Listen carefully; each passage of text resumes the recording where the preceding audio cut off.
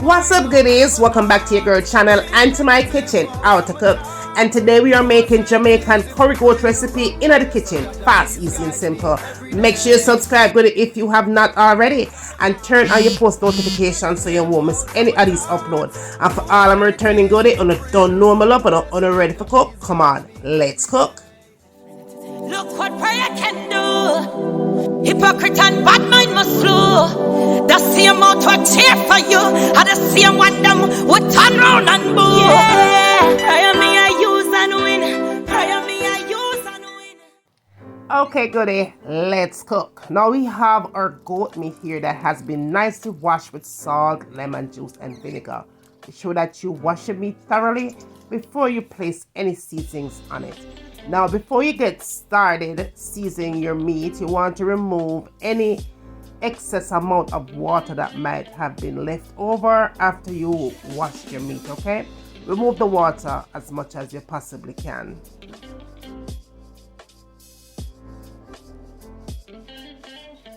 Now, the first thing we're going to add here is a teaspoon of salt.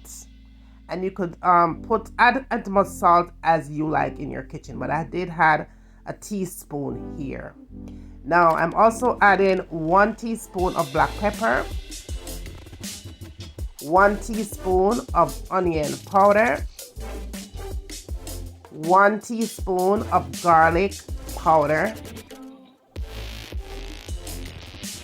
1 teaspoon of all-purpose seasoning, 1 teaspoon of meat seasoning,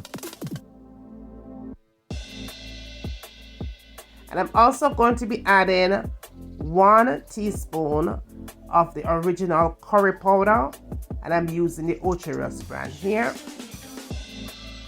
And to that, I'm also going to use 1 teaspoon of the spicy hot curry powder as well, okay?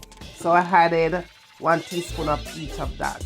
Now I'm also going to add a teaspoon of pimento seeds. And I'm going to add a tablespoon of jerk seasoning, and I'm using mild here. Now to that, I'm going to use chopped garlic today.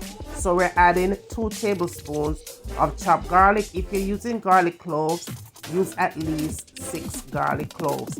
Now I did make some green season here, and I will list a recipe for green season in the description part of this video, so you could go ahead and see how I made that one. But this one is pretty simple here. It's all vegetables.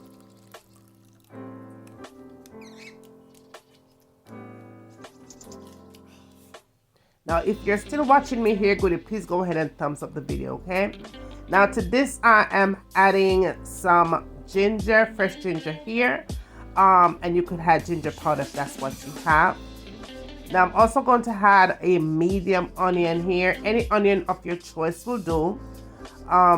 If you have a large onion, you could go ahead and add it as well, but I chose to use a medium onion here to get the recipe started. I'm going to be using my I'm stuttering, y'all. I don't know why I'm stutter today, but I'm going to be using the pressure cooker for the recipe, right? Now I do have a stovetop curry goat recipe. I will list that also down below. Now before you get started rubbing up your meat, add a little bit of oil to it, cooking oil. Any kind of oil will do. I did use sunflower seed oil in mine. You could use corn, coconut, whatever that you have, but just be sure to add just a little bit of oil to it. Let's say about a tablespoon, okay? Now, to have the best meat in your kitchen, especially if you're going to do it on stovetop, you want to allow the meat to sit and marinate for a little while, okay? The best result is overnight, but if you want to do it, let's say you want to do it that same day, let it marinate for at least 2 hours, okay? That is the perfect setting for me. I always do everything fast, easy, and simple.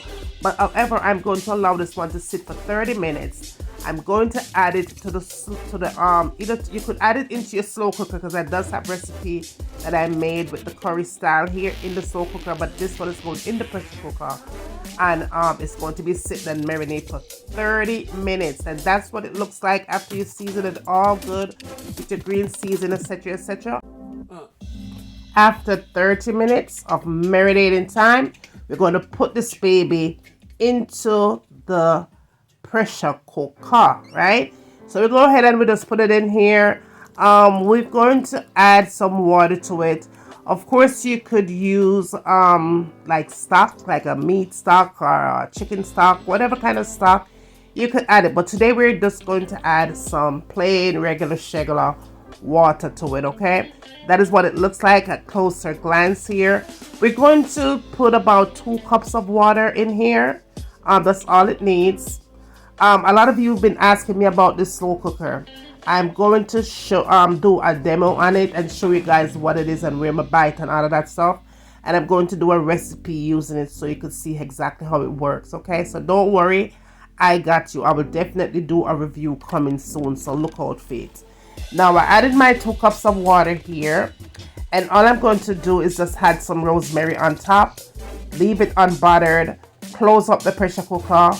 I mean, yeah, this pressure cooker is so amazing. My husband bought this for me for Christmas. This is one of my gifts for Christmas. I love it. Okay, but all I did was just give it 30 minutes of cooking time here, and it was good to go. Nice and tender and perfect. The flavor just lock up in the something there. Oh my goodness, I love it. Now after the 30 minutes that it cooked, I transferred it from the pressure cooker to the stove top. And these are the vegetables that I'm going to add. We have onions here. Even though we add onions earlier, we're going to add some more onions for extra flavor. We have carrots and onions and scallion and thyme and bell pepper. I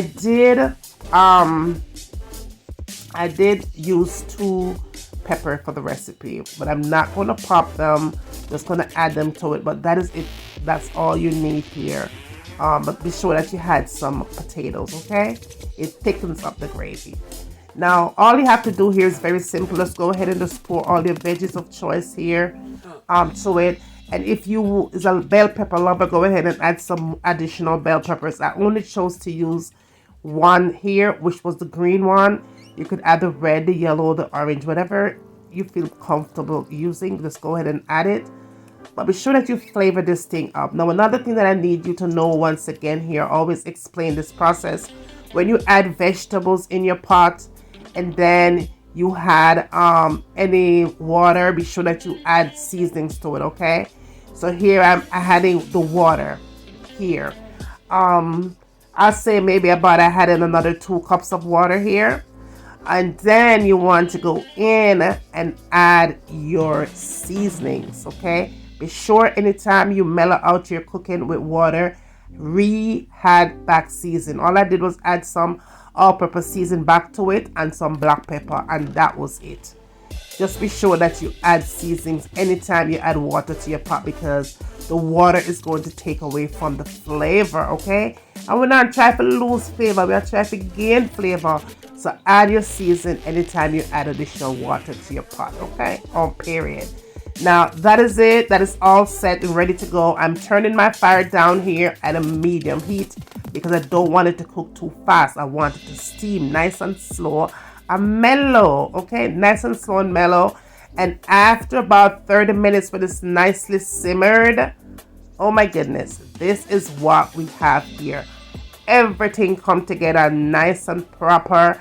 The meat is tender, and not only is it tender, but it is filled with flavor on top of flavor.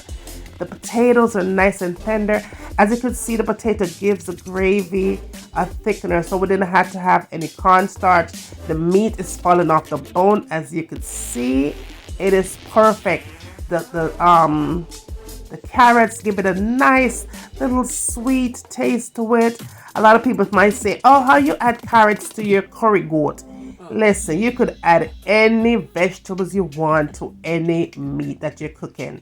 Yes, it's authentic way, but yes, you could always switch up your kitchen and make it your own. So go ahead and add your potatoes.